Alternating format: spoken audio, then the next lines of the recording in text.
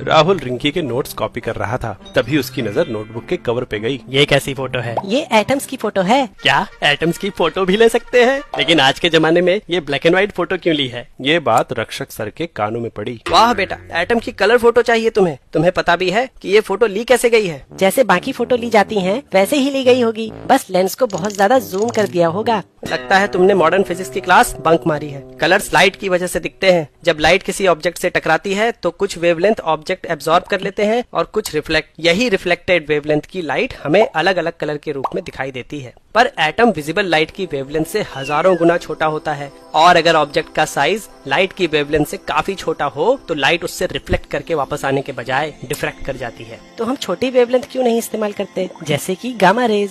Good idea. Gamma rays की wavelength atom के size के कंपैरेबल होती हैं, लेकिन इन वेव्स की एनर्जी बहुत ज्यादा होती है और एटम को मूव या डिस्ट्रॉय कर देती है। तो फोटो कैसे ली सर? इलेक्ट्रॉन की मदद से। इलेक्ट्रॉन से फोटो? पर इलेक्ट्रॉन तो पार्टिकल है। हाँ, लेकिन हाई स्पीड में इलेक्ट्रॉन वेव की तरह बिहेव करने लगता है। जैसे लाइट कभी वेव नेचर शो करती है और कभी पार्टिकल, वैसे ही लगभग सारे सब एटॉमिक पार्टिकल्स जैसे कि इलेक्ट्रॉन्स डुअल नेचर शो करते हैं, और उनकी वेवलेंथ डिपेंड करती है उनके मोमेंटम पे। मोमेंटम बढ़ने के साथ साथ पार्टिकल की एनर्जी बढ़ेगी और वेवलेंथ कम होगी। एक तरीके से देखा जाए तो हम इलेक्ट्रॉन की वेलोसिटी बदल के कोई भी वेवलेंथ अचीव कर सकते हैं, और छोटी वेवलेंथ एटम की फोटो लेने के लिए बिल्कुल परफेक्ट होंगी। इलेक्ट्रॉन माइक्रोस्कोप में इलेक्ट्रॉन्स की यही प्रॉपर्टी इस्तेमाल होती है। फ्री इलेक्ट्रॉन्स को एक स्ट्रॉन्ग इलेक्ट्रिक फील्ड में तब तक एक्सेलरेट करते हैं जब तक कि वो एक हाई वेलोसिटी अटेन न कर ले। अब जब हमें एक हाई वेलोसिटी पे मनचाही वेवलेंथ मिल जाती है, तब हम इसे इलेक्ट्रोमैग्नेटिक लेंस की मदद से बहुत छोटे एरिया पे फोकस कर सकते हैं। ये लेंस ऑप्टिकल लेंस की तरह ही इलेक्ट्रॉन बीम को फोकस करने का काम करते हैं। जब इन रेस को किसी सैंपल से पास करते हैं तो कुछ इलेक्ट्रॉन्स एब्जॉर्ब या स्कैटर हो जाते हैं और कुछ पास, जिससे फ्लोरोसेंट डिटेक्टर पे सैंपल का एक इम्प्रिंट बन जाता है,